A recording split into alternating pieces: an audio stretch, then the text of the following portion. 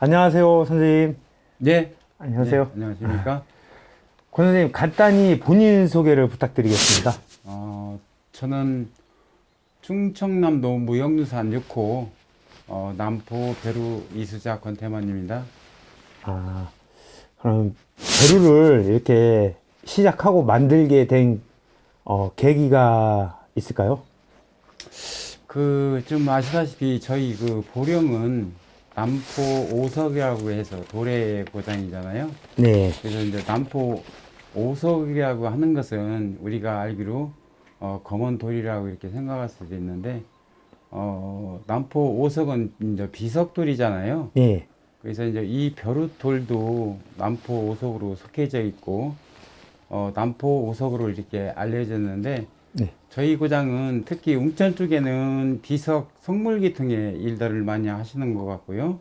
우리 이쪽 청라 쪽은 벼루 만드는 일을 많이 예로부터 해왔어요. 그래서 인근에 벼룩 공장들이 많이 있었고, 저 같은 경우도 주위에 이제 벼룩 공장이 있다 보니까 또 인근에 우리 무형문화재이신 김지한 선생이 계시고 가차이 계시고 해서 이게 지나다가 항상 그게 보고 지내는 것이 벼룩 만드는 어른들의 어떤 그런 모습들을 보고 나도 저렇게 좀 한번 만들어 봤으면 좋겠다. 이런 생각에서 시작을 했는데요. 7, 80년대, 90년대까지만 해도 벼루 만드는 업이 성황리에 있었기 때문에 그것도 가게에 보탬도 들고 해서 이렇게 시작하게 된 거죠. 네. 그럼 배루를 만드는 과정에서 가장 중요하게 생각하는 원칙이나 철학이 있으세요? 제가 지금까지 경험한 바로는 벼루라고 하는 것은 우리가 실생활에 이제 쓸 수 있는 생활 도구다 보니까 첫째도 둘째도 돌의 석질이거든요. 그래서 이제 가장 좋은 돌을 선별을 해서 벼루를 만들어야 되는데 그렇게 이제 선별을 해서 만들었음에도 불구하고 쓰시는 분들이 먹색이라든가 먹갈림이라든가 물 참는 거라든가 등등을 고려해 볼 때 아무리 제가 좋은 돌이라고 선별해서 벼를 만들었다고 하더라도 그런 미세한 차이들이 있기 때문에 첫째도 둘째도 원석이 좋아야 벼루에서의 역할을 하기 때문에 가장 중요한 것은 좋은 원석을 찾는 것이 가장 중요하다 이렇게 생각을 합니다. 그러니까 배루를 만들기 위해 이제 그 좋은 원석의 재료를 사용하시는데 조금만 그것에 대한 원석에 대한 어떤 미세한 차이나 아니면 가장 벼루로서 가장 중요한 그 원석은 무엇인지 좀 말씀해 주실 수 있나요? 남포 오석은 이제 사암인데 그것은 모래가 굳어져서 돌이 됐기 때문에 우리가 조각칼로는 깎을 수가 없어요. 근데 이 벼룻돌의 청석은 퇴적암이기 때문에 퇴적물이 쌓여서 굳어가지고 돌이 됐기 때문에 우리가 조각칼로 깎아서 이렇게 조각을 할 수가 있는 것인데요. 돌 속에 미세한 석영질이라고 하는 유리 원료로 쓰는 석영질이 들어있거든요. 요것이 돌 속에 얼마나 균일하게 잘 분포가 되어 있느냐에 따라서 먹갈림이라든가 먹색이라든가 이런 것들이 좀 달라지는데 저희들이 아무리 정확하게 세심하게 고른다고 하더라도 나중에 벼루를 만들었을 때 그런 것이 다 갖춰져야만이 벼루에서 역할을 하는데 그런 것들이 상당히 중요한 것 같아요. 그럼 벼루 제작에 사용되는 전통 기술이나 기법이 있다면 소개 좀 해주십시오. 근데 저 같은 경우 이제 경험을 해보면 이 벼루 제작에 있어서는 선대부터 저 선생으로부터 배우는 기술을 이렇게 이제 배워서 지금까지 이제 현재 이제 내려왔는데요. 어떻게 보면 눈동장해서 어른들이 하는 거를 보고 배우는 그런 정도의 기술이라고 할까요? 그런 기술이고요. 벼루를 특별히 잘 만든다고 하는 것은 요즘에 근대에 와서 이제 실용련에서 감상용 벼루도 많이 제작을 하거든요. 그렇게 되다 보면은 벼루의 뭐 조각 기술을 거기에 가미시켜서 이제 벼루들을 많이 만들어놨는데, 사실은 그 서예 하시는 분들의 이야기를 들어보면 그 화려한 그 조각들은 벼루에 있어서는 불필요하다. 가장 중요한 것이 이제 돌이 얼마나 좋으냐 나쁘냐에 따라서 벼루가 좋고 나쁘다는 것을 이렇게 이제 이야기할 수가 있는데요. 어쨌든 그 명연이라고 하는 그 벼루의 가장 좋은 돌에 가장 아름다운 조각 이런 것들을 거기에 곁들이면은 가장 좋은 벼루라고 볼 수 있지 않을까 싶으네요. 네. 그럼 권 선생님 작품 중에서 특히 기억에 남는 벼루가 있다면 이야기해 줄 수 있나요? 제가 그 벼루를 재현한 벼루인데요. 지금 웅천 돌문화공원에 전시된 벼루 한 점이 있는데, 벼루 크기가 1m 52cm예요. 아, 크네요. 예, 예. 그래서 현재까지 제가 알기로는 우리 대한민국에서는 가장 큰 벼루로 이렇게 생각이 되고요. 거기에 그 벼루가 납품이 되어 있는데, 실학자 윤중 선생님께서 쓰시던 벼루인데요. 그거를 제가 1m 52cm로 재현을 해서 거기에 좀 전시가 됐는데요. 아주 특별하게 제가 그냥 크기도 크기지만 특별한 그런 마음으로 그 제작해서 납품한 벼루가, 그래도 제가 지금까지 벼루 해온 중에서도 가장 뜻깊다고 이렇게 말씀을 드릴 수가 있겠네요. 아, 그 웅천 돌문화공원 가면 입구 쪽에 크게 세워져 있는 거요? 그렇죠, 그렇죠. 아, 예, 뉘어져 있는 거? 예, 예. 항시 보면서도 어떤 분의 작품인지는 몰랐고, 저도 그러셨구나. 많이 다니면서 봤습니다. 예. 밑에 이제 명편에 있는데 잘 못 보셨구나. 예, 너무 작아서 예, 그것까지는 못 봤던 것 같아요. 예. 예, 좀 자세히 다시 한번 갈 때는 자세히 한번 보도록 하겠습니다. 그래서 그 돌이 예. 우리 보령에서 그렇게 큰 돌이 구하기가 쉽지 않아요. 아, 근데 이제 그 돌이 그 돌 구할 때 제가 몇 차를 돌을 사서 이제 겨우 이제 그렇게 이제 1m 52cm를 이제 구했는데요. 예. 그게 웅천 그 보령댐 있잖아요. 예. 그 인근에 동막골이라고 있어요. 동막골. 예, 동막골에서 나온 돌인데, 그래도 석질은 뭐 그렇게 꽤 좋은 석질은 아니지만 예. 어쨌든 뭐 조형성은 아주 그 정도 크기의 돌은 쉽지 않아서 그 돌로 만들어진 거죠. 아, 어떤 면에서는 운명인 것 같아요. 찾기 구하기 힘든 그 돌을 이렇게 구하셔가지고 웅천 돌문화공원에 예. 가 있다는 거. 그렇기도 하고, 나름대로 좀 자부심을 갖는 것은 다른 사람이 못했던 것을 네. 제가 했다고 하는 그런 자부심도 좀 있고요. 예. 또 나름의 또 뿌듯합니다. 아, 예, 웅천 돌문화공원 가면 한번 자세히 한번 보도록 하겠습니다. 예. 그 선생님의 그 벼루 만드는 데 있어 작품에 영감을 주는 요소가 있으면 어떤 것들이 있습니까?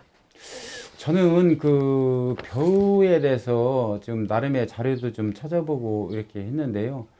가장 아름답고 멋진 그 벼루라고 했을 때는 조선시대 위연 화초설이라고 하는, 지금 저 북한이죠. 압록강 인근이 위연인데, 거기에서 그 생산됐던 그 벼루들이 지금 국내에도 좀 여러 점이 있고, 그런 그 도록이나 이런 걸 봤을 때 과연 선대들은 이때 당시 이 조각 아름다운 벼루를 만들 때 어떤 마음으로 만들었을까 하는 이런 마음도 들어가고요. 그래서 그 어쨌든 뭐 선대들의 그런 좋은 벼루들을 나름대로 뭐 좀 만들어 보려고 하는 노력들은 좀 하고 있는데, 뭐 그게 이렇게 쉽사리 이렇게 좀 이루어지는 것 같지는 않더라고요. 항상 그 배우는 자세로 그렇게 하고 있습니다. 아, 아주 지금 선생님도 지금 굉장히 이제 현대 시대에 벼루가 조금 많이 이제 활용화되지도 않고 조금 이제 조금 뭐랄까 그 외면시당하는 부분이 많이 있잖아요. 요즘 시대 전통 수공예가 어떻게 변하고 있다고 생각하시나요? 제가 이제 나름의 이제 전수 교육 활동을 좀 하고 있고요. 홍성 교도소 나가기도 있고, 또 다른 그 뭐 단체 그뭐 협조 받아서 이렇게 강의도 좀 나가고 이렇게 했는데요. 제가 지금의 그 벼루 수공업을 얘기할 때는 우리가 그 문화예술 쪽을 꼭 돈벌이로만 생각하고 하는 거는 아니잖아요. 지금 근대에 와서 이제 벼루의 사용 목적이 많이 좀 퇴색됐고, 또 어떻게 보면 이 벼루 산업이라고 하는 것이 이제 사양길이다 보니까 벼루를 취미 삼아 만들어서 이렇게 활동을 하다 보면 어떻게 보면 또 나중에 또 작가 활동도 할 수 있는 그런 기회도 생길 수도 있고, 우선 관심을 가져주고 좀 좋은 마음으로 이렇게 접근하다 보면 또 벼루 작가로서도 활동을 할 수도 있는 거잖아요. 네. 그런 측면에서 접근을 해야 될 것 같다는 저는 생각이 좀 들어가요. 아, 그러면 현대의 벼루 제작에 있어 새로운 시도나 변화를 어떻게 추구하고 계신가요?